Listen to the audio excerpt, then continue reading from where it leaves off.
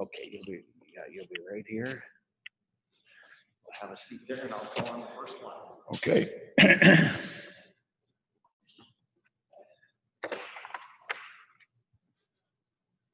All righty, guys, we've got Coach Madison here. We'll open up the conference call today with Spencer Holbrook from Lettermen Row with Mark Snyder on deck. Spencer?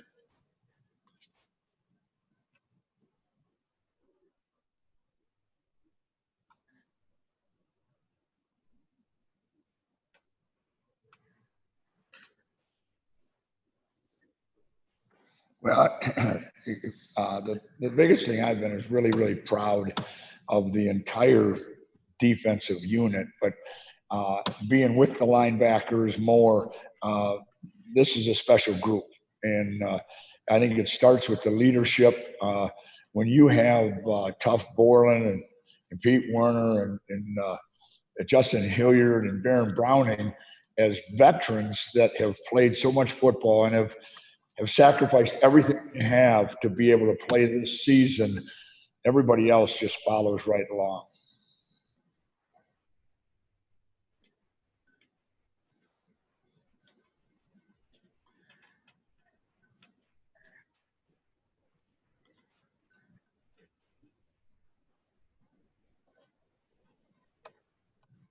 Yeah, Spencer, the thing that gives you, and it's something that we talked a lot about last year, and I think it's something we had to really improve on right from the start last year, is the communication. And when you have a linebacking crew that will make the checks and will make sure that people are aligned correctly, now you have a chance to make sure there aren't many big plays or any big plays. And they have really taken pride in this. They have really learned how to do that. And I think it's because they've played so much and they have such confidence. And so that's been a real big part.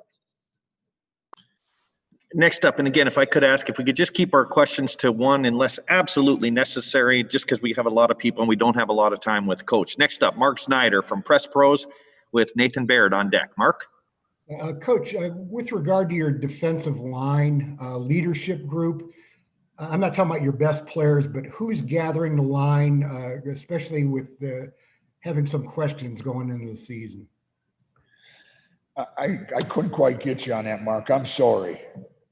Who's your leadership group? Oh, okay. I've got you now. Thanks. I'm not talking about your best player or anything. I'm talking about somebody who takes the group and says, okay, this is right. What we've got to do. Well, excuse me. The thing is when you've got Coach Johnson running that group, they all take pride in leading. But that group of seniors, when you got a young man, he's not a young man anymore, in my opinion, he's a veteran, Jonathan Cooper. I mean, this guy's been just waiting to play. And every snap he takes is 100 miles an hour. And Tyreek Smith is the same way. And you go right down the line, Tyler Friday. I mean, I don't want to talk Zach Harrison. Everybody I could talk to you about in that front is so excited and so into this season. And it's really a group. That's just the ends. It's a really good group of young athletes. And then you got Tommy and Antoine and Jonathan Cage, that whole group, Haskell. I mean, they all have been with Coach Johnson for a long time now, and they really have taken charge. Next up, Nathan Baird with Cleveland.com and Tim May on deck. Nathan? Hey, Greg. Last year, Nebraska was moving Wanda Robinson around a lot. You had to worry about him from the backfield as well as the receiver. It sounds like he's focusing more at receiver this year. Just what ways is he going to challenge these new guys that you have in the secondary, and what do you guys have to do well to kind of neutralize him? Well, Nathan, we were really well aware of that. And you never know in an opening game what somebody's going to do. So you really want to make sure you try to cover every base. And but the fact that they did that a lot last year with him, and they did a lot of things throughout the season with him, we have really tried to make sure we covered every base and really had a lot of walkthroughs with it, a lot of different periods of practice to make sure we were in charge of all those different things. And so they're all right on top of it. Next up, Tim May from the Tim May podcast and Lettermen Row, and Brendan Gulick on deck. Tim? Thank you very much, Jerry. Just one quick and in my real question. How close is Haskell Garrett to being able to play? Is he ready to play? Well, I think that's day to day, but we are really hoping, and we never know. That's not our decision, but I just know this: he is in every meeting, he is in every walkthrough, he is doing everything that a guy would do if he was hoping to be able to play. But I can't tell you that right now. Greg, you got a lot of new faces out there starting. Obviously, there, optimism is high that these guys are very talented players, et cetera. But so many guys on that defensive side starting their first games, becoming full-time type players. I don't know, what does that leave you from a trepidation standpoint? How would you describe your thoughts going into this opener against a team that's pretty creative offensively? Well, yeah, I mean, we all understand that an opener is always a great challenge, and they're a very, very good football team. There's no question about that. All I can go by is what our players have done, what they do every day, how they have taken care of this and fought against this COVID, and what they've done to make sure they could play in this game. And so, I'm very optimistic because when you get a team of young men that sacrifice and work like they have, then that's a special group. And we're looking for great things from them. Thanks, man. Next up, Brendan Gulick from Buckeyes Now on Sports Illustrated with Austin Ward on deck. Brendan? Hey, Coach, it sounds like we're going to have a chance to talk with Tough Borland here in a couple of minutes, and I want to ask you about him. What is most impressive about Tough, whether it's off the field, on the field, leadership, whatever it is? What stands out to you most when you hear his name? Well, I've been very fortunate to have, over the years, been involved with some pretty good linebackers. And the thing I've noticed about Tough this year, he is a totally different linebacker, in my opinion, than last year. He's faster, he's quicker, he's stronger, and he is so much more vocal because I believe he is so confident. And he reminds me of the guys you had in the NFL, where they're going to say, "Hey, the ball is coming here. This is where we should be." And when things don't go exactly like you want, he comes off the field and he goes right to the coach and says, "Coach, this is what's happening. What do you think we should do?" And you got that kind of confidence where, you have a true leader in him, and I think the sky's the limit for him.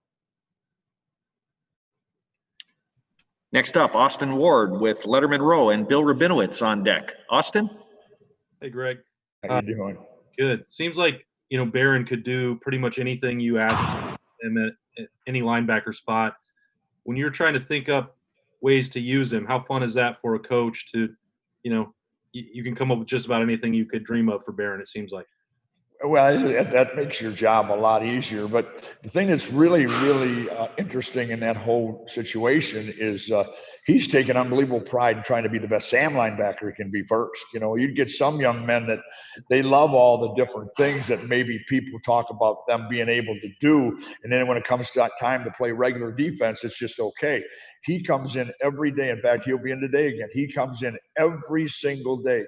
He'll bring his food in and sit in my room and watch the tape and go over every little thing. And his attitude and where he is remarkable. Thanks, Greg. Next up, Bill Rabinowitz with The Dispatch and Tony Girderman on deck. Bill? Hi, Greg. You are adjusting again to a different defensive coordinator, working with Kerry Combs, who's come back. What has that transition been like? How do you think the defense might look a little different with him running it? Well, the thing about it is, he brings us some different ways of playing defense, but we still have our defense. We still do what Ohio State does, and I think the fact that all of our staff work so closely together and we're all in this thing together, I think it's been a really good transition. Okay. Thank you. Next up, Tony Girderman with Buckeye Scoop and Patrick Murphy on deck. Tony? Greg, what's going to be the game day setup? Are you going to be upstairs? Who's going to be upstairs? Who's going to be on the sideline? No, I'm going to be upstairs. I'm going to be upstairs, and it's going to be interesting because I think the last time I was upstairs was in 1990 when I was at Texas A&M. So I'm going to be upstairs, but I've been there during the practices that we had. It's been great. So it'll work really well with our staff. Next up, Patrick Murphy from 24/7 Sports with Dan Hope on deck. Patrick? Greg, last year you guys came in and you had a motivated defense because it came off a year where they were disappointed in their performance. This year you guys come off a year where you were very good. How do you keep that chip on the shoulder motivation from this group this season? Well, by always emphasizing the little things, the things that make a great defense are, number one, stop the run, and number two, don't give up big plays. And the way you do that is by everybody running to the football and everybody playing as hard as you can and not having missed assignments. And they've taken great pride in that, and our coaches have done a great job of making sure that happened. Thank you. Next up, Dan Hope with 11 Warriors. Dan? Hi, Greg. What exactly is the dynamic between you and Kerry in terms of him coming in and being the defensive coordinator and you being the co-defensive coordinator?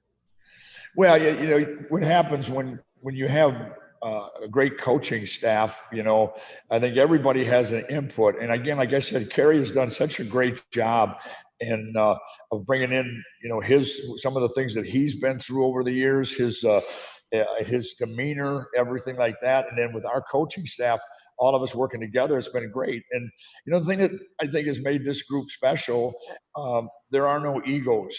And it doesn't matter who runs what, who does what. The bottom line is let's play great defense. And if we play great defense, Ohio State will have another great year. And that's always been my belief. And I know that's the way everybody else is on this staff. Is there like a specific part of a defense that you focus on versus what Kerry focuses on? Yeah, I think the front seven, the run game is what I've always been a lot stronger at than the back end. And Kerry has always been a back end guy. So, and then we have Larry Johnson, and then we got Al Washington, and you got Matt Barnes. You got a bunch of guys that have, Matt's been a back end guy, and so we've got enough guys to be able to make sure both work together. And that only works when everybody knows that this is for the team. This is for the players. It's not about you as a coach. That's never been the case. Thanks, Greg. We have time for just a couple more. If anybody wants to ask a question, go ahead. I'm going to just open it up, a little Jeopardy round there. Who's ever first and wants to ask another question, if anybody does. Hey, Greg, this is Tim May again. How much are you guys missing Jordan Fuller at this moment from the standpoint of a leadership standpoint of back there in the back end, getting everybody lined up, and who's sort of filling that role for you from what you can see? Tim asked me that question Saturday around 4:00. Okay. I know one thing, we miss him, and it wouldn't matter if we had 11 guys like him. You're always going to miss him. He's a great person, and he showed that he was a great player here, and he's showing it right now. He's a great player there. But you don't know that. Like I said before, I've really been proud of the guys back there, and the hookers and the proctors and those guys in the middle have done a really good job. And again, you won't know until after that game's over. Thanks, man. Go ahead, Stephen Means with Cleveland.com. Pete Warner was so good in that Sam linebacker role for you guys, and with his move to Will, how does that maybe, I know you talked about Barron, but also open up things maybe for other linebackers or even maybe some safety if you guys wanted to go multiple? How does that open things up for you guys? Stephen, Pete's done a phenomenal job, and I'm going to tell you what, the reason we moved him inside is, and we've done this before with other guys that ended up making it in the NFL because of that, is that sometimes when you play a Sam linebacker and just a Sam linebacker, they can run away from you. And they can get you on one side and have everything going the other way. And we felt Pete was too valuable, and Pete was too good of a football player. Not that the Sam isn't a good player, but this guy is special. And so we said, hey, Tough and him inside together. Now they're both going to the football. Both of them run so well. Both of them are so intelligent. And it's been a really good move for us. Anybody else? Any more questions? Bill Rabinowitz? Yeah, just Greg, I'm just curious. Are there younger guys trying to break through that have really caught you and the coaching staff's eye? Excuse me? Yeah, are there younger guys that reserves, guys who are making a push to get significant playing time? Well, I'll tell you two guys that I'm going to say right now that are really, really showing up, and they do it. It seems like every day is Cody Simon and Mitchell. They both really have looked good at backers. They're going to be, I think, they're going to be special linebackers as they come. The younger ones, in the secondary, it's hard to see them, at first, because they're going to really probably be a special teams at first until they find their way in. But these two linebackers, because I'm with them a lot, have really, really showed up, and I think you people are really going to like what you see in them. Thanks. Time for maybe one or two more. Mark Snyder from Press Pros. Go ahead. You're on mute, Mark. Coach, you mentioned about being in the press box. That would, after 30 years, that would seem to be like an immense adjustment, especially if you like to really interact with the players and get emotional. I mean, have you had to get pointers from other coaches about what it's like again? Yeah, I mean, the part about the interaction with the players and that part of it's always been something I've really, really enjoyed. But you know what happens when we have a whole staff of guys that do that? Sometimes too many doing that isn't good. And I just felt the best thing for us was for me to be in the box. I think I can help this defense more being there, and we've got plenty of guys down there that are enthusiastic and are with their guys. We have time for one final question. This is going to come from Bill Landis from The Athletic. Bill? Hey, Greg, since you're not playing Pete at Sam and you kind of lose his coverage abilities, I guess, do you anticipate subbing the Sam out more this year than you guys did last year just because you don't have that cover guy there like Pete? Well, I'm not, Bill, I'm not sure we don't have that cover guy, and that's the thing. Watching in practice and doing the things we've done with it. Justin Hilliard has done a great job. Baron Browning has done a phenomenal job. They both have been super. So I'm not worried about that right now. I think they really understand it. They've really bought in and are very intelligent. And I think they'll be able to do the same thing. We got time for one more too. Tim Hall from WBNS 97.1. I did see you, so go ahead. You'll finish it up. Thanks, Jerry. Greg, I was wondering who among the defensive linemen right now are you really excited to see on Saturday? Who's been practicing well here in the last week or two? All of them. That group, every day they come out. Every day they go as hard as they can go. Every day I will sit in there, having been with the defensive line at other places for a long time. I will come in and watch the tape and I'll go, wow.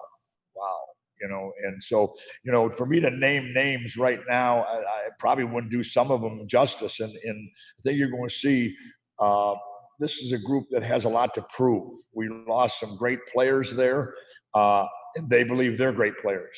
And that's the beauty of being able to play a game. Coach Madison, thank you so much for your time. Good to hear that you're feeling better. Your voice is better. Have a great Wednesday practice. And once again, thanks again. You bet. Thanks, Jerry. Thanks, guys. Thanks, Greg.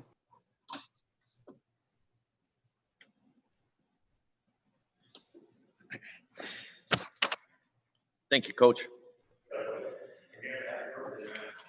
Thanks. Okay, so what we've got is scheduled this afternoon, the rest of the way, guys. Looks like we'll have Tough Borland at approximately 12:45. Marcus Williamson at 1 o'clock. Thayer Munford at 1:15. And Chris Olave at 1:45.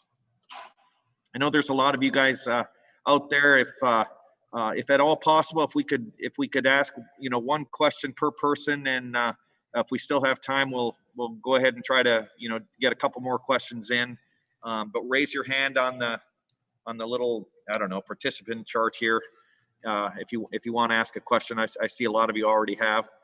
And here's a little tip that I just learned during this session, that instead of turning the mute on and off, at least on a computer, you can press the space bar down and it temporarily allows you to talk. So I kind of like that. So anyway, at ease for about 10 minutes and we'll be back with Tough.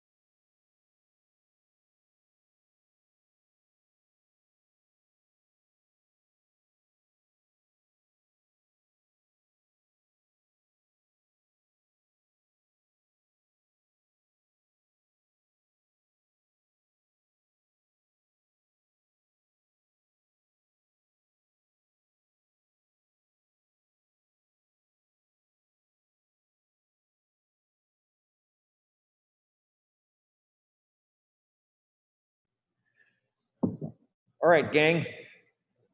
Give you a minute to everybody to get back. We got Tough Borland on board already. I'm gonna let him sit right here, and in a moment I'll open up for questions. So hang in there. Go ahead, Tough. You're ready to go.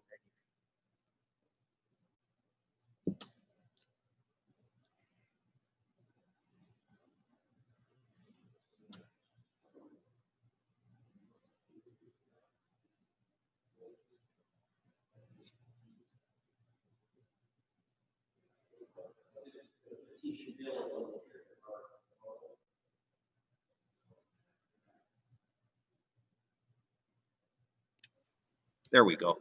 Okay, so we're going to open up the floor this morning. This afternoon with Tough. We will open with Joey Kaufman from the Columbus Dispatch, with Patrick Murphy on deck. Joey. Tough, can you maybe tell us a little bit about the Unity stickers or quality stickers you guys were gonna wear on your helmets, and just how you guys kind of came about that? Yeah, with all the police brutality and injustices that have been going on in this country for hundreds of years, we felt like we needed to do something. That started with the Kneel for 9 and the several of the videos we put out. We know it was important to us because of the platform that we hold as Ohio State football players, to do something. Specifically the equality phrase, equality for all people, regardless of race, gender, culture, ethnicity, whatever it is. Everyone's equal. And we just thought that was the best way to go about it. Next up, Patrick Murphy from 24/7 Sports with Austin Ward on deck. Patrick. Tough. Last year, you guys had some kind of built-in motivation coming into the season. I know you were disappointed with the way 2018 went. Now you're coming off a year where you were one of the best defenses in the country, got back to the playoff. Where do you find that same motivation to be as good this year? That motivation comes from, not finishing the job, not finishing the way that we would like to last year. Obviously, it's a new season, new people, but that fire is still there, and we still remember that. That's something we talk about frequently as a team, and it's something we carry with us. Thank you. Next up, Austin Ward from Lettermen Row with Nathan Baird on deck. Austin? Tough. I'm sure that you guys are really excited to finally see some new faces to compete against on Saturday. Who is somebody that you're tired of dealing with during these training camp practices? Somebody that you've bumped heads with a lot over the last couple of weeks. I would say it's the single-handed most person I've bumped heads with is Josh Meyer. You know, every day in team run, inside drill, whatever it is, we're going at it, we're competing. That whole offensive line has done an unbelievable job. The running backs are, looking great. They're running hard, running downhill with low pads. So, like you said it best. We're ready. I think someone said to me yesterday, we've had about 40 practices under our belt. So it's been a long time coming, and we're really excited and just grateful to have the opportunity to play. Thanks, Tough. Next up, Nathan Baird with Cleveland.com and Mark Snyder on deck. Nathan? Hey, Tough, can you kind of contrast the matchup with Wanda Robinson this year with what you guys were expecting last year? It seems like they've talked about moving him around less, but it sounds like also maybe Coach Madison isn't completely buying that, and you're still preparing to see him in a lot of capacities. Yeah. With him, he's such a great athlete. Last year we saw him at receiver, we saw him in the backfield some. Without getting into specifics, there's multiple ways he can hurt you. So we got to prepare for it all. That's our job, and that's what we've been doing. Next up, Mark Snyder from Press Pros with Spencer Holbrook on deck. Mark? Tough. The one thing that Coach Madison said that you come to the sideline and talk to the coaches like an NFL linebacker. Could you just talk about the confidence and the leadership you're trying to bring? You've been a captain a couple times over, but still, it seems like it's more than just tackling and 3 and outs with you. Yeah, definitely. I think, one of the big parts of the game is being able to adapt and make adjustments when necessary.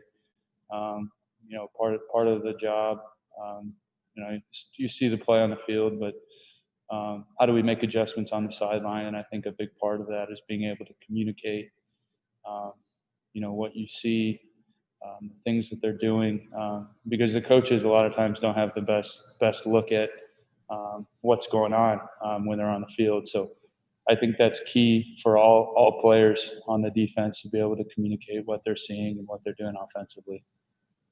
When you talk about unfinished business from last year and fire, it's like you're talking legacy. You folks want to leave Ohio State with something and want to be known and to keep up Ohio State the way it's been.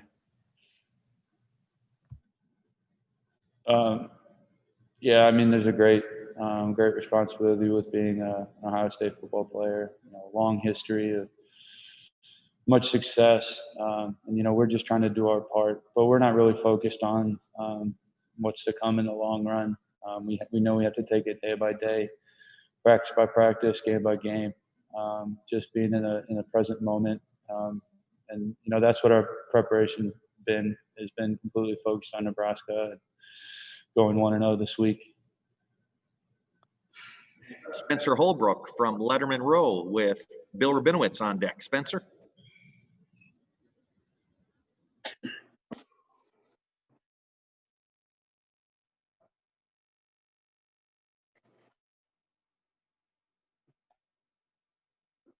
Yeah, both unbelievable players, great athletes, and I think the most impressive part about what they're doing is how fast they've picked up on our defense. A lot of times guys flash us freshmen, unknowingly, right? They make plays, but they don't really see the big picture and really know why they're doing what they're doing. And with Cody and Mitch, they can sit back in the classroom and really answer every question. So that's just a testament to the great job that they're doing. Next up, Bill Rabinowitz with the Columbus Dispatch and Brendan Gulick on deck. Bill? Hi, Tough. Every opener, I'm sure, is a combination of excitement and nerves because it is the opener. How different do you think it'll be this year, given COVID and all you've experienced already just to get to this point? And what do you think the stadium will be like? Well, we're just grateful to be here in this situation, being able to play, and I think that will carry a lot of weight and motivation to play. Not that we should need any more motivation than to go out and have the opportunity to try and beat a Big Ten opponent. But with that being said, there's no room for error. You don't have a few games to get under your belt before you go out there and Big Ten play. So we know that, we understand that. Our focus is on Nebraska. As far as the stadium, we've been there, we've practiced there. In an empty stadium, I'm sure they're going to try and juice it up however they can. But I don't know. That's tough. I don't know. We shouldn't be focused on the energy levels or the lack thereof. We should just go out and focus on our assignments and what we need to do and execute at a high level. Thanks, Tom. Next up, Brendan Gulick from Buckeyes Now on Sports Illustrated. Hey, Tough. Hey, this can't happen too often. You're going to see an offensive line that has all 5 starters returning from last year. Is there something, as you guys have watched film to get ready for this game, is there something in particular about the way that unit works together that presents a unique challenge to you? Yeah, definitely. Anytime you have an experienced group, they're going to be able to do some things where you can't do if you're inexperienced. Those guys are big, tough, physical guys, and I think it's one of their strengths of their offenses. And so we just got to go out and try and match them in their physicality and be gap sound and let our technique and preparation take over from there. And then in terms of preparing for the quarterback spot, obviously Adrian Martinez has played the last couple of years against you, and I know you guys have some film on him. Luke McCaffrey saw very limited time last year, but Scott kind of said, hey, look, we think we've got 2 guys that are capable of being starting quarterbacks for us. They're going to move forward with Martinez.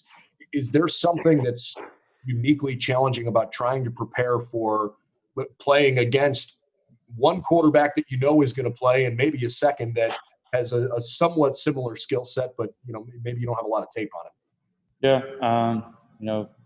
Martinez has been a great player for him. His skill set, gives anyone challenges. Anytime you have a running quarterback, that can give defenses issues. Now with 2 of them, I know that there's a similar skill set there. But we'll just see what happens. The flow of the game and who's in at what time. We just got to be ready for both, really, and just fall back on our preparation. Thanks, man. All right, we're going to wrap up our tough questions with some questions from Tim May from the Tim May podcast. Tim? Thank you very much, Jerry. Tough, I don't know if you remember this long ago, but do you remember the first time you started a game for Ohio State? That was 2017, after the Army game. Came back in, split some time with Chris Worley. So yeah, can't really forget it. Well, that's what I wanted to ask you. You got a bunch of guys around you Saturday, who are replacing big time players. What do you think is going to be, just kind of draw on what you felt that day and what's going to be going through their mind, do you think, possibly starting for the first time for Ohio State? And how do you deal with it as a player? Yeah. I mean, for me personally, I was nervous. I was anxious. It's something obviously never experienced before. And it's something completely new to those players. But you can always fall back on the work you've put in the preparation. I feel like I've said that a lot, but when you're completely honed in on the details, what you're doing, and you know your opponent, you should have the utmost confidence in what you're doing, because that's really what takes you home when things look a little different than what you've seen on film, or you just focus on visual keys and play from there. Is that what you'll tell him? But those guys have done a great job, and I have so much confidence in them. Thanks, man. All right, Tough. Thank you very much for your time. Appreciate it. Have a great practice today, and we will bring in Marcus Williamson here shortly. Thank you, Tough. Thank you, guys.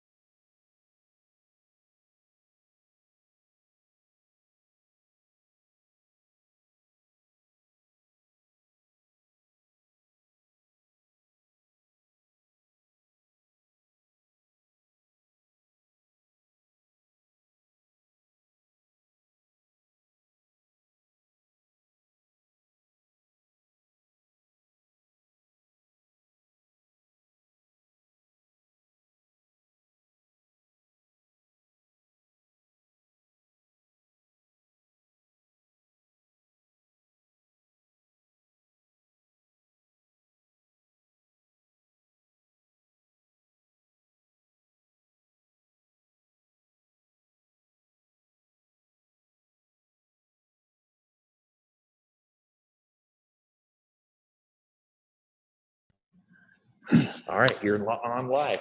All right, Marcus, thank you for joining us. Really appreciate your time today. And we will start out the questioning with Patrick Murphy from 247 Sports. Patrick, lead us off. Marcus, as a defense, you guys obviously had a lot of motivation last year coming off of a year that was a little bit disappointed statistically. And I know you weren't playing probably as much as you would have wanted. Do guys like you who are stepping into bigger roles this year help to keep the defense even more motivated this year coming off what was a good year, if you get what I'm saying? Right. I think, every year we're trying to chase that standard of excellence that's been set, long before any of us have been here. In terms of, guys that maybe haven't played as much, I think it may bring a little extra motivation in respect to those guys, but as a collective unit and as a team, we're always trying to, chase that standard that the Silver Bullets have set. So, yeah. Thank you. All righty, we'll go next to Tony Girderman from Buckeye Scoop. Tony. Marcus, just wondering how things have rounded out for you in that slot. How comfortable you feel, and do you feel like it's your spot now? I feel real comfortable right now. I've been practicing for a while now. Been getting coached up, and I think I've been able to bring a better mindset and presence. So we're just ready for Saturday. Whoever's out there, and just ready to get it rolling and get this win. Now, we saw how important the slot corner was last year with Sean, and when he would go down, sometimes the defense would go down as well. What does it feel now as a senior to have this kind of role after years and years of waiting? I think I feel really comfortable. I think I've prepared for this moment for a long time. My teammates, they especially, give me a lot of comfortability being out there, being able to trust them to do their jobs as well. And, just knowing that, if I go out there and do my job and they do theirs, then, everything should take care of itself. So I think that gives me a sense of ease, being out there. So just looking forward to, being out there with my teammates and getting the job done. Thanks. All righty, next up is Austin Ward from Lettermen Row. Austin. Hey, Marcus, when you're talking about that comfort, we're all expecting that this will be the largest role that you've had in your career. So do you have any nerves? Do you have any different feel going into this week than you've had previously? There's definitely always nerves, surrounding, heading into the first game, or any game, when something's important to you. I think Coach Combs, he always says, when something's important to you, there will be a sense of nervousness. But I think that's different than having a sense of, anxiety. And, so we, every day we go out there and, stack those chips and build that confidence on the practice field. And then, just really want to transfer that to the playing field. So, yes, there's some nervousness, but also, just a great ease and comfort, knowing that I've been training for this moment along with my teammates and my coaches. So just ready to get started. Thanks, man. Yep. All righty, next up, Bill Rabinowitz from the Columbus Dispatch with Brendan Gulick on deck. Bill. Yes, Marcus.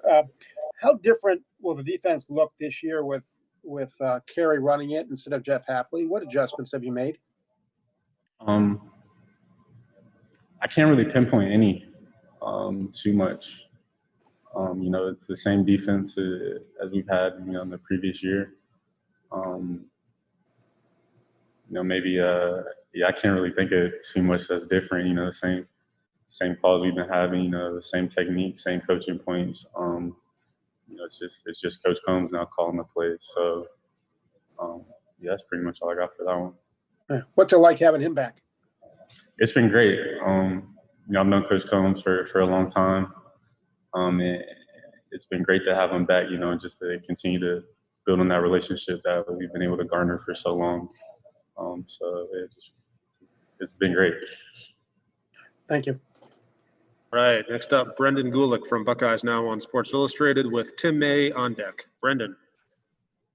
Hey, Marcus, I want to double back a little bit to Patrick Murphy's question, kind of taking it back to a couple years ago. So it kind of felt like press man coverage was where things were most challenging in 2018 and a huge jump forward last year in that regard. I realize you weren't a huge part of the defense in 2018, but what lessons did you take away from watching the growth from 2 years ago to last year so that you can apply some of those same things and try to keep this thing moving forward?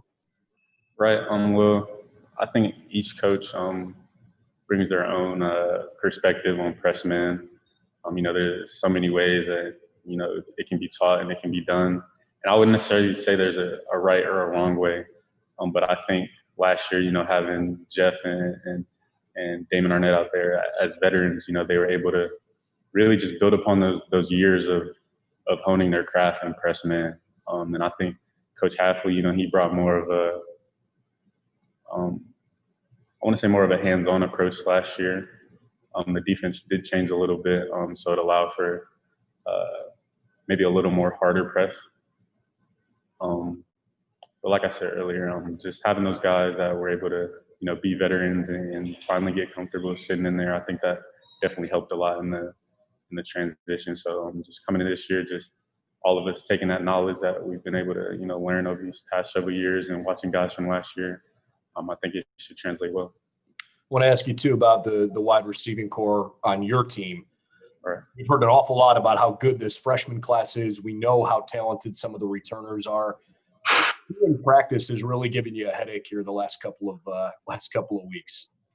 I'd say it's a great group, great unit, top to bottom. You really got some playmakers and some speed that maybe hasn't. I don't want to say it hasn't been there in previous years, but just top to bottom, just having that speed. And I think Coach Hartline's done a great job of bringing that elite talent in. And I think I line up against Garrett a lot in practice. Garrett, Jackson Smith, some of those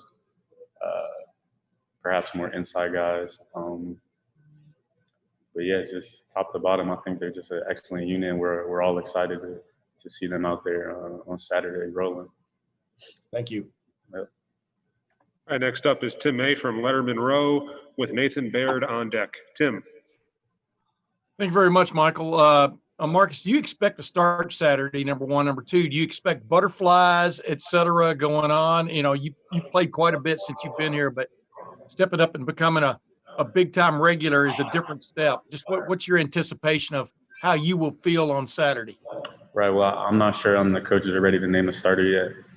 However, I've been preparing for this moment for a while. I've been envisioning it, and I think it's really just brought me a sense of comfort right now, and just my training and just practicing, and of course just being out there with my teammates. Playing with such great guys, top to bottom. I mean, you look at the D line, the linebackers. The guys that we have in our secondary that can really play. And so when you're out there with guys like that, it's hard to be nervous, because you just trust them so much, and then that they trust you to do that job. So whatever happens, however my role shakes out on Saturday, I know I'll be prepared and ready to go. Thanks to, Yeah. One other quickie. Have you watched a lot of Shaun Wade tape to get ready for your spot? I mean, from the last couple of years? Just how much has he helped you get ready? Shaun's helped me a lot.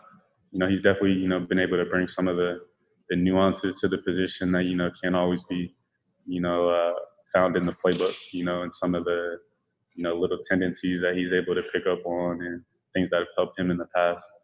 So Shaun's been a great help, and watching his tape has definitely been able to help me envision myself in that role as well. So I can't say enough about how much Shaun's helped me, and just excited to see him on the outside this Saturday. So. Thanks, man. All righty, got time for just a couple more. We'll go to Nathan Baird from Cleveland.com with Spencer Holbrook on deck. Nathan. Hey, Marcus, I wanted to ask specifically more about facing Garrett Wilson. Just as you've been preparing and trying to improve coming into the season, what did you learn about going up against him that you had to get even better at in order to be ready for opening day? Well, first, I think Garrett's just an amazing athlete. Just a great talent. I'm not sure, where he was exactly coming out of high school, but I'm pretty sure he's a huge recruit. And so, Garrett brings a different athleticism that you don't always see, on the inside generally, and a different kind of level of speed. So, being able to handle that and just, being patient with an athlete like that has just been able to help me tremendously in gearing up for this season. So. Alrighty, next up is Spencer Holbrook from Lettermen Row with Dan Hope on deck. Spencer.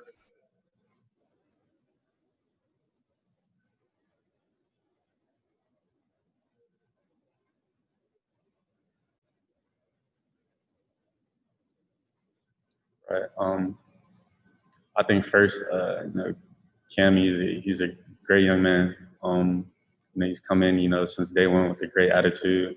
And one thing we've all noticed, very early on in that he's very intelligent. Cam, he's able to, pick up on mistakes he's made and learn from other people's mistakes and really pick up on the defense and the roles he's been in. So in that regard, I think Cam's been doing, really well and been picking up really fast, especially just with the great athlete that he is as well. So, we're excited to, see him out there and get him started. So. Alrighty, and our last questioner for Marcus is going to be Dan Hope from 11 Warriors. Dan. Hey, Marcus, you talked before about how the defense hasn't really changed with Kerry Combs coming in. Just wondering, what the dynamic is for you, working with Kerry Combs, but how much, Greg Madison comes over and works with you guys and some of the other coaches. Right. I think our staff does a great job of, being on the same page and being able to share some of those coaching points. Most of my coaching, of course, does come from Coach Combs, but, just speaking to Coach Madison about, some of the, different personnel that we may face, with regard to tight ends and some more linebacker roles that sometimes you have to, take on in the slot.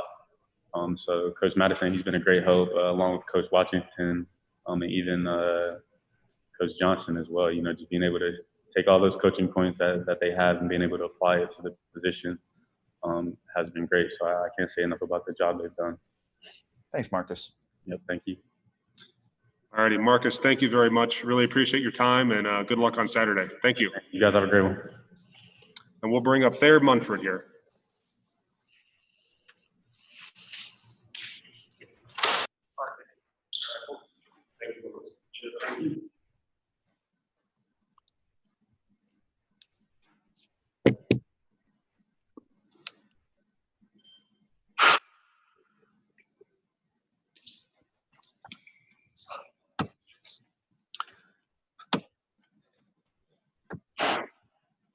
Thayer, thank you for joining us today. Appreciate your time. We will start the questioning with Joey Kaufman from the Columbus Dispatch. Joey. They were talking about yesterday, Nick Petit-Frere taking over the spot at right tackle. What have you seen from him over the last couple of years in his development and him kind of solidifying that spot on the offensive line for you guys? Well, Nick Petit has been tremendous this year. Last year, he was getting a couple reps and stuff, of course, especially during the Northwestern game for me. And that Northwestern game for me, it showed me and all the other offensive linemen all right, he will be ready to play. He's not no slacker. He wants to work. That's what Buckeye Nation's going to see out of Nick Petit's going he's going to work and he's going to protect Justin as well as anybody. Because he's one. I got a feeling that after he gets done here, he will be one of the best tackles in his class. We don't get to see you guys up close anymore, obviously. But they said he's 315 pounds now. Does he look bigger in person now? He looks a lot bigger than 295. This year, he's been really focused on bringing his weight up and also making sure he does the right technique that Coach Seth wants us to do as well. Like with him adding that weight on, makes him a lot more stronger in the run game and a lot more powerful in the pass game as well. Thanks. All right, we'll go next to Stephen Means from Cleveland.com with Patrick Murphy on deck. Stephen. I know you've had some injury problems in the past, but just having, I know you would probably rather have started the season normally when it was supposed to start, but given that you had a little bit of extra time this off season to maybe, recover from whatever you may have been struggling last season, how has that helped you coming into this season? How much better do you just feel? It helped me out a lot, but at the same time, I was ready in like August. I was like, everybody was ready too. Yeah, my injuries was like kind of nagging me like throughout the whole season last year. But of course, like everybody saw it last year, like towards the end of the season, I slowly got better, but it wasn't there that I wanted myself to be at, or my teammates wanted myself, because last year everybody knew that I wasn't the best last year at all, because coming from my injury and trying to come back for the season just to help out my teammates. That was like one of the big things for me, is to help out my teammates more than anything. And with my injuries, just injuries, but you gotta fight through it. All righty, we'll go next to Patrick Murphy from 247 Sports with Tony Girderman on deck. Patrick. Thayer, you mentioned not thinking you played at your best last year. How much of that is motivating you to play at that best this year? It's like no words at all. Like after watching my last year's film with all the games and stuff, like I knew I wasn't like 100%. I knew I wasn't powerful in my run game. I knew I wasn't like as fluent I am right now in my past sets.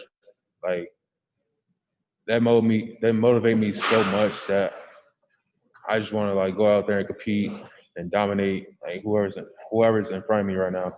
Like, yeah, I'm gonna have fun doing it. We're all gonna have fun doing it, but also at the same time, it's like it's business for me.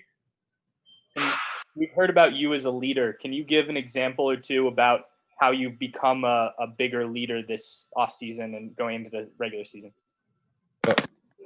Technically, like this year, I have been like a leader, but I know for sure, like last year, I was a leader as like coming out from my injuries from like the past season and actually fighting through it and like fighting through adversity, because everybody goes through adversity, but I feel like I had one of the biggest adversities that on the team, because dealing with a major injury throughout the season, it just pushed me a lot more to actually show like the younger classmen, like, you're gonna be hurt, but also at the same time, you gotta push through it, because you gotta do it for your teammates. Thanks, Thayer. All right, next up is Tony Girderman from Buckeye Scoop with Bill Rabinowitz on deck. Tony. Hey, Thayer, I'm not sure you've gone against Baron Browning much. I know there was talk of him like rushing the passer on passing downs. Have you gone against him much in practice, and what's he kind of look like if you have? I have gone against Baron a lot. He's going to be a disruption to like other offensive tackles, because he gets off the ball really very quick, and he's powerful as well. Like don't sleep on him at all, because he's going to be a problem on the outside. That's all. Thank you. All right, next up, Bill Rabinowitz from the Columbus Dispatch with Austin Ward on deck. Bill. Hi, Thayer. Just how affected were you last year? Like, what percentage do you think you played at, and how good do you think you can be this year? Well, to be honest, I felt like I was about like 80 to 70%, but that really didn't matter, because it was more for the team than anything. Like, yeah, I could have sat out last year, like, and had somebody else go in, but that wouldn't be right for me to actually be a leader for like everybody else, because if I sat out, what's that show for the other players that I mentioned before, like younger players under me? Like, if I have an injury, I might as well just sit out, like that doesn't make sense to me. Like I want to make sure that everybody sees me like yeah, this guy's tough. Like he will do anything for his teammates. And then this year, what do you think you're going to show? This year I'm going to be showing a lot more. Like for us, like in the run game, like I'm gonna be a lot more powerful. I'm gonna be finishing and sustaining my blocks a lot more too. Because last year I wasn't sustaining my blocks because I was too cautious about my injuries. I was very too cautious, but this year I'm gonna be sustaining my blocks. Thanks, Thayer. Alrighty, next up is Austin Ward from Lettermen Row with Nathan Baird on deck. Austin. Hey, Thayer, beyond the actual injuries slowing you down, one thing that's Coach Stud talked about yesterday was that you couldn't train the same. You couldn't do as much heavy lifting. So this off season and this preparation, for what you want to show starting on Saturday, how different is that than what you had to deal with in 2019, and how much, how much gains you think you've made in terms of strength just to be ready for this season compared to last year? Oh, yes, like I had an injury that prevented me to not actually like lift as hard, and had an injury that made me like stop at certain drills because I couldn't actually do it fully until the best of my abilities. So with this year, I can lift a lot more. I feel a lot stronger. I feel a lot more quicker than I did last year. Like I do feel like everybody is ready to see like what Buckeye Nation how I say Buckeyes is about. So I just can't wait. I'm just so anxious. I'm just so anxious to actually play. It just feels like you feel like you have something to prove that people forgot what you could be when you were healthy. 100%. Like yes, like it's not gonna be perfect all the time, but you're gonna see a different there. You're gonna see a different offensive lineman too, like Wyatt Davis, Josh Myers. You're gonna see everybody else that start on the offensive line or behind us too. Like that, we are like a force to be reckoned with right now. Thanks, man. Alrighty, next up is Nathan Baird from Cleveland.com, and then we'll go to Brendan Gulick. Nathan. Hey Thayer, offensive linemen talk all the time about how important it is to have sort of a cohesive unit to really kind of gel together. Obviously, you didn't have the spring and summer that you usually would have to be able to do that. So what did you and the other offensive linemen try to do to address that and have kind of that cohesiveness coming into the season? Well, for us, like everybody else, we met like every day during the quarantine.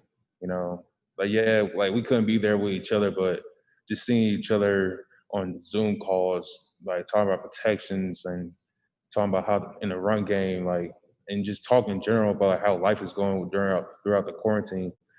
Like that made us a lot more closer than I think than anybody else in the whole country, because we love each other. Like we'll do anything for each other. We'll go to battle for each other. Like that's one thing I do think that we have more of this year. Like we'll go to battle for anybody. Alrighty, next up we'll go to Brendan Gulick with Buckeyes Now on Sports Illustrated with Andy Andrews on deck. Brendan.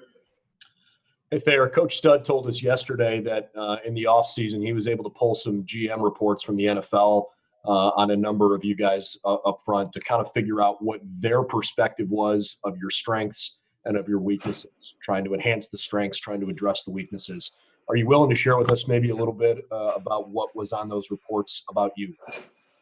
Well, basically it's just me sustaining my blocks and having the leg drive that I had my sophomore year, but 10 times more. Last year everybody knew I couldn't actually like pull out, sustain a whole drive without something hurting, of course, but that's one of the things that kind of made me like go for it a lot more, because me being an offensive lineman or anybody being an offensive line who doesn't sustain blocks, it's like, all right, why are you on the offensive line then? You know what I mean? Like it doesn't make sense. If you're going to be on offensive line, you got to sustain your blocks and hold your blocks as long as you can, so that ball carrier or quarterback can get off the ball, like can throw the ball off and make big runs. And how about Nebraska defensively? They lost 3 starters on the defensive line, and they have some experience coming back, but not guys that have been consistent rotational players. Just curious on, as you guys have tried to game plan for this week, what challenges does that defensive line present for you? The challenge is for us is really not knowing who is actually about to start.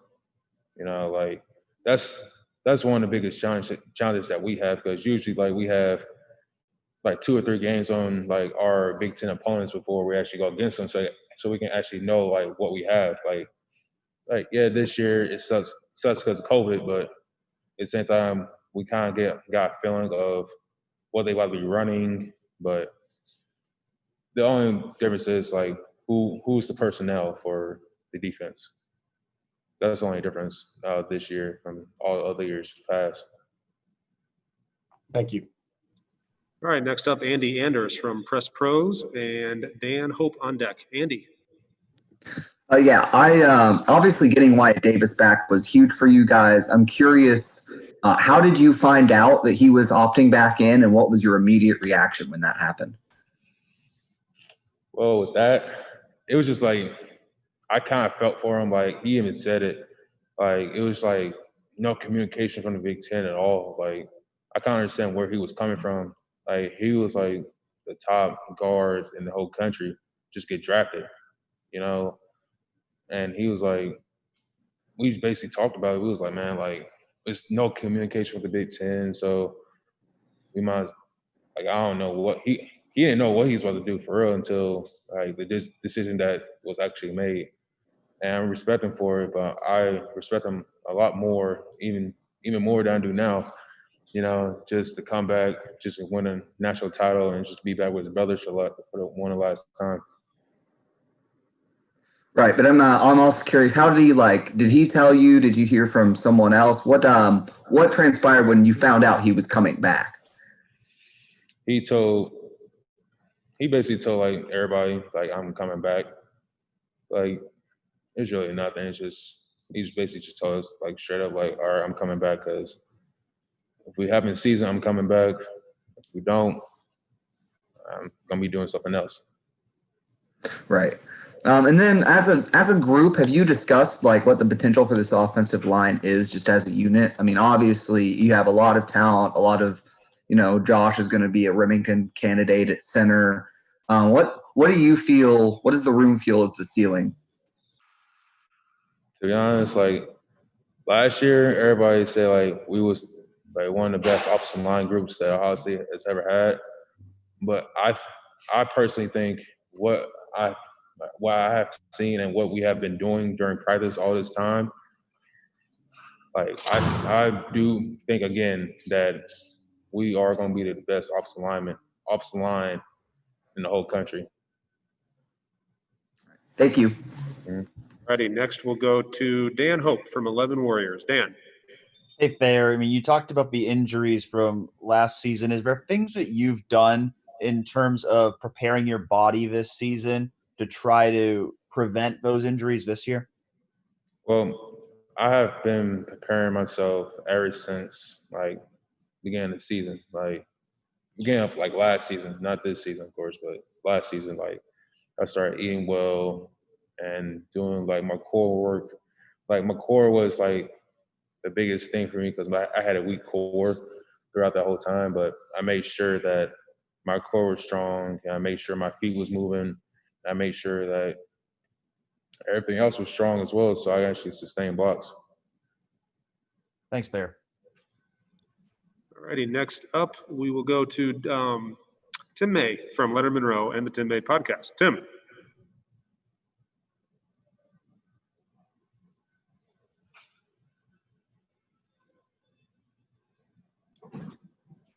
Tim's trying. There we go. I couldn't get my screen to come up. Sorry about that, Mike. Hey, Thayer, as you get ready to start this season, you've talked about the confidence you have up front with your group. And I imagine you were finding that kind of funny, people calling that the best offensive line in the country last year. when one of the best offensive lines in the country, and you didn't feel like you were 100%. But anyway, past that, your quarterback Justin Fields is back. What level of confidence does that even raise for you guys up front, having him basically expected to be one of the best, if maybe not the best, quarterback in the country? It makes a huge difference from front of his hand to the back of his hand. It makes a huge difference for us because, yeah, like we want the ball to get out quicker, but also at the same time, we like him we like him to actually know what he's doing as well. And what's the sense you think that Trey Sermon and Master Teague III now bring to that running back room now that J.K. Dobbins is gone? What do you expect to be different about the running game, or do you expect anything to be different? I don't expect anything to be different, nothing at all. Like J.K. was a great running back. I do firmly believe that Master Teague and Trey Sermon will be as good as J.K. They was for us last year and years before that. Thanks, man. All righty, next up we'll go to Mark Snyder from Press Pros. Mark.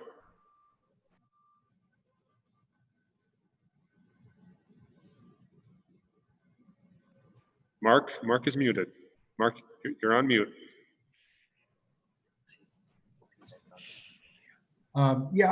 Thayer, what makes you confident in the running backs? Because they're both coming off injuries, and one is new to the program, and the other one played in the third and fourth quarter last year. Repeat that question again.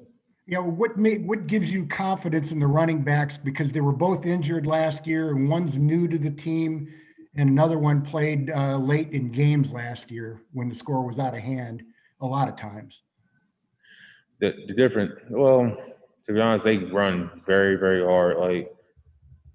Like Trey, he'll run hard, and plus he's very fast as well. Like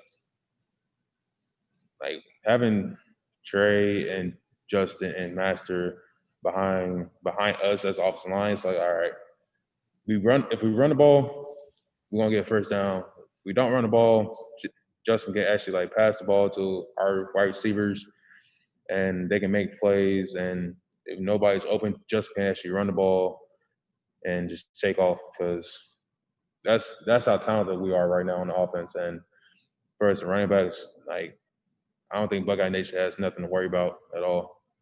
It's gonna be the same mindset that we had all the years as Buckeyes.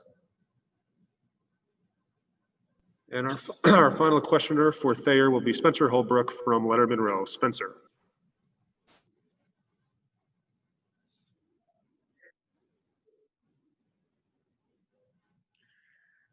Lime Gets Harry is very nice. He's a very smart guy. And he's also funny, but when he locks in, he locks in. He's gonna make sure that he does his job right, and he makes sure that nobody else gets hurt. If he gets hurt, oh well, he'll be fine. He'll get up and keep going. So Harry Miller is going to be something special again. All right, Thayer, thank you very much for your time today. Appreciate you spending a little bit of time with these guys, and good luck on Saturday. Thank you.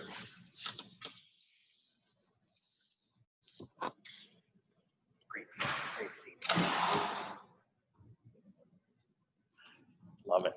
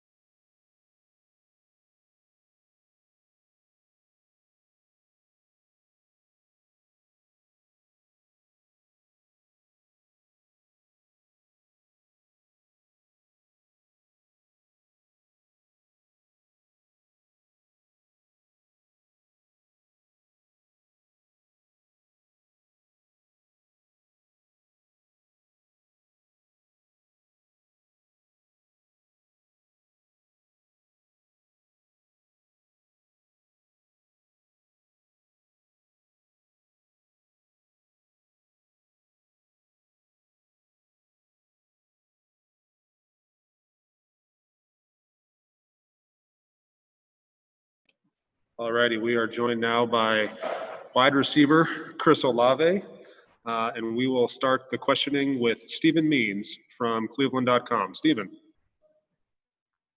Okay, just talking about the wide receiver group a little bit. Just how ready does those four freshman wide receivers looking ready for Saturday's game? I guess.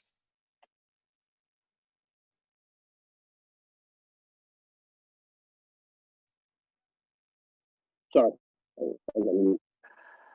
Okay, let's talk about those four wide receivers a little bit more and how ready they may be, for Saturday's game.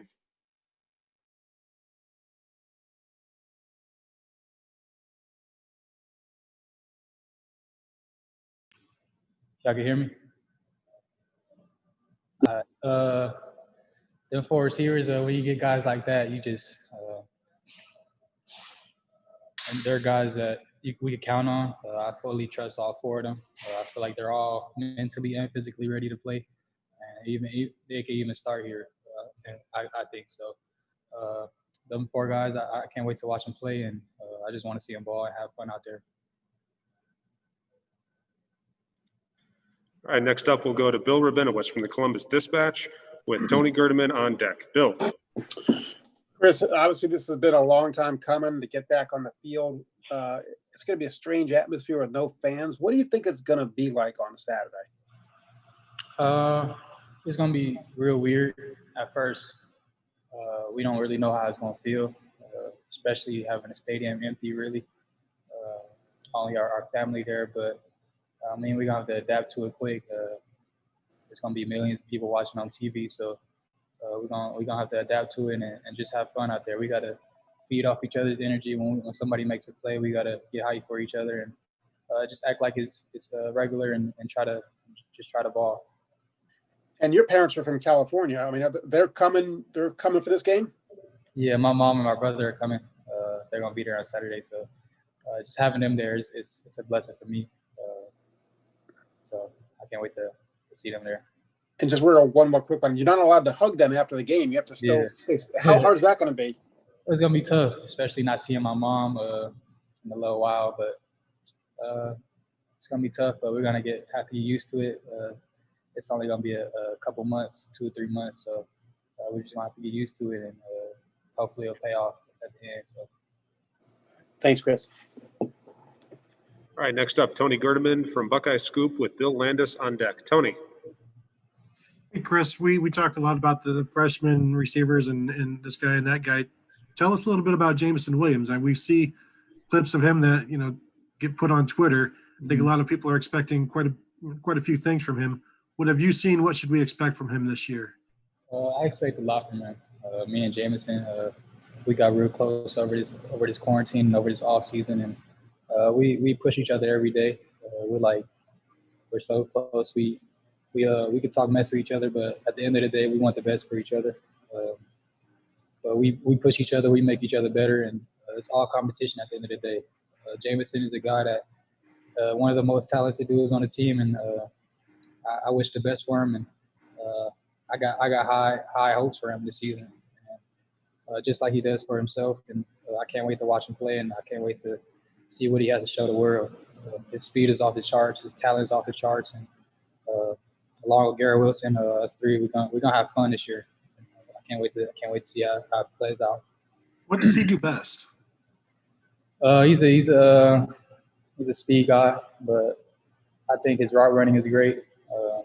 His run after the catch is off the charts too. So everything you're gonna see on Saturday, but I just can't wait to see him play, and it's gonna be fun watching him at the same time. Thank you.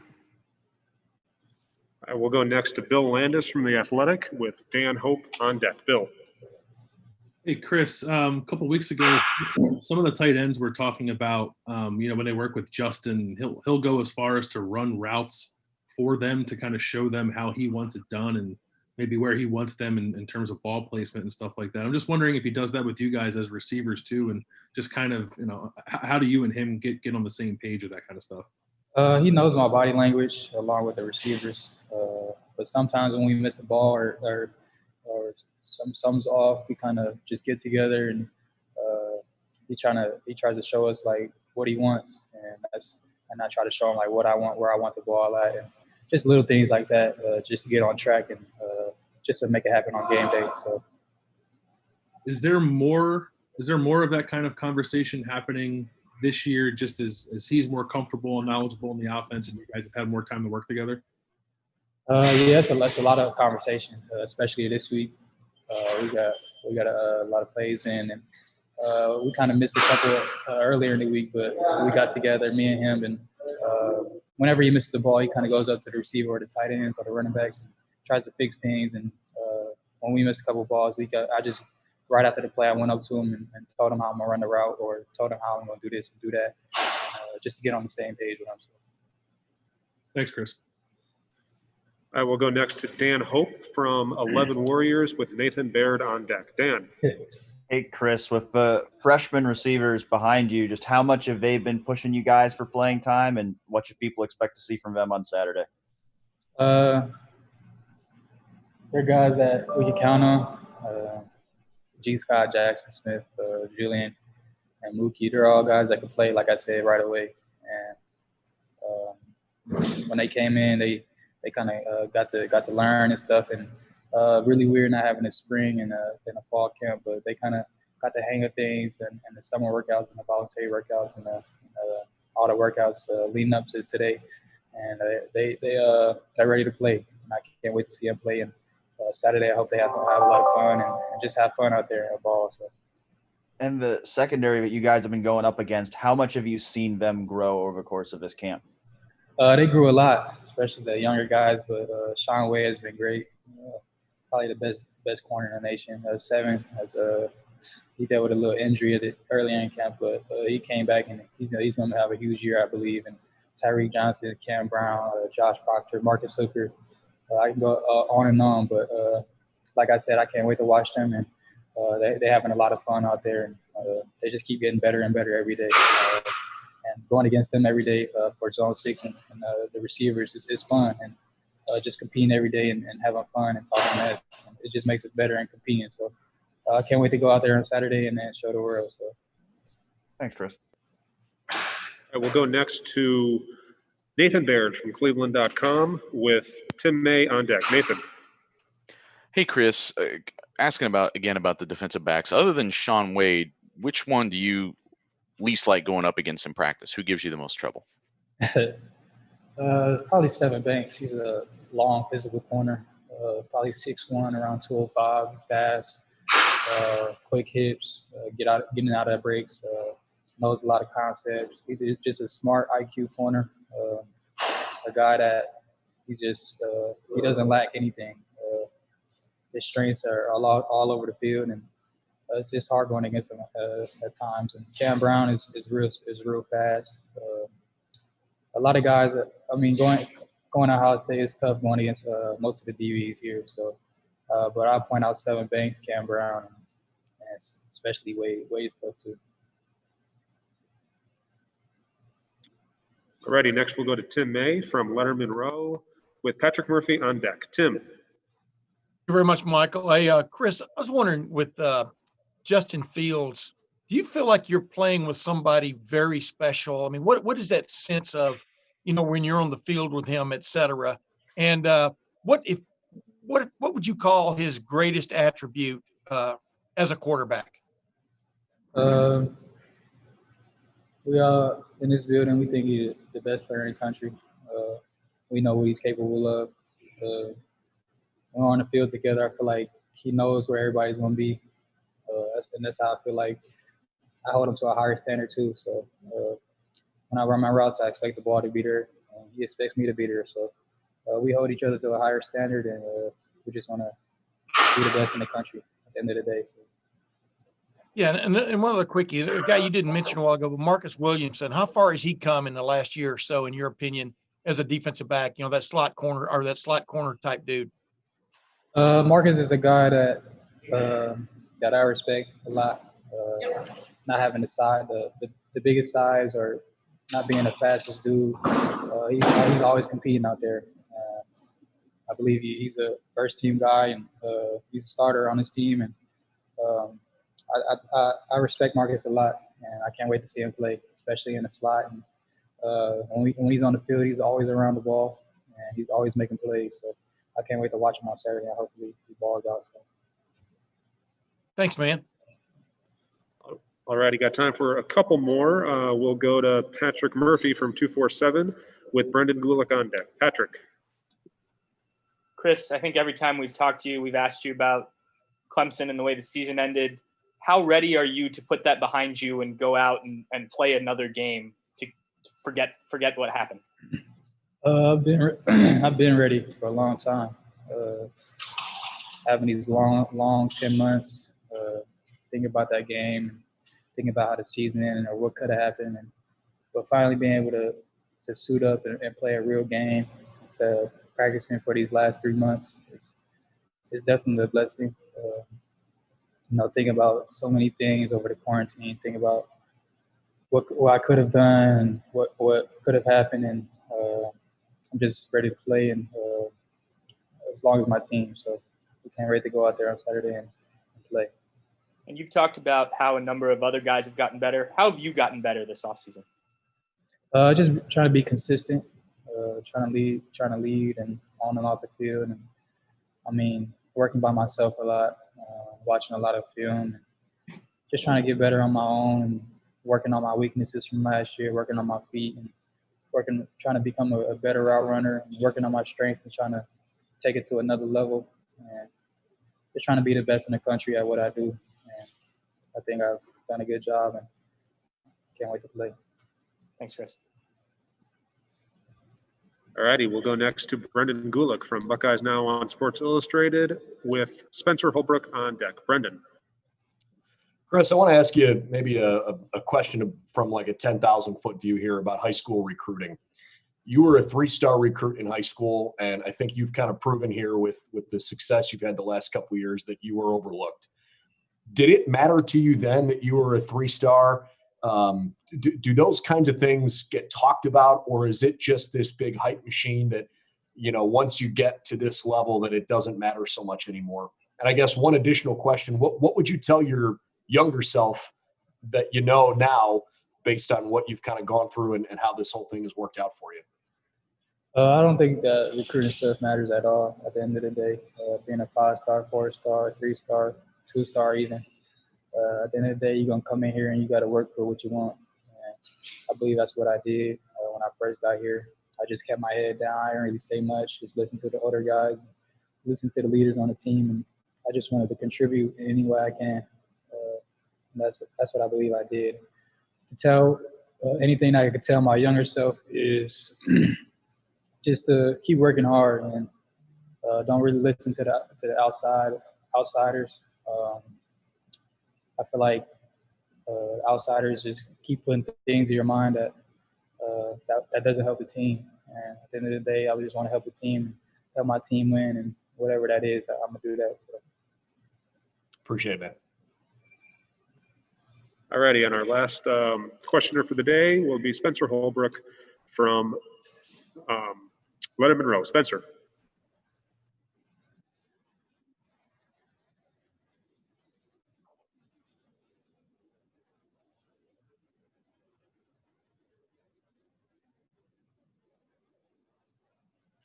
Not at all. I mean, with KJ being gone and us not really having a standout slot receiver, I feel like Garrett has the attributes and everything that it takes to be a slot receiver. I feel like he's versatile. He can play outside or inside. And, he's the guy that I trust when he's on the field with me, and he's gonna make them plays whether he's outside or inside. So having a guy like Garrett is a huge honor, especially playing alongside one of him. I believe he's one of the best in the country at what he does, and I can't wait for him to show the world and show the things that he could do. Sometimes it's not really human what he does. So having him inside is a blessing, and hopefully we can get him more touches so he could show the world what he can do.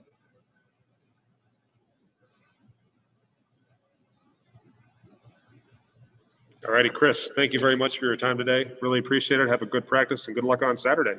Appreciate you guys. Thank you. All right, guys, thank you for your time today, and we will see you tomorrow for the first lightning round of 2020. I know you've missed it. It's back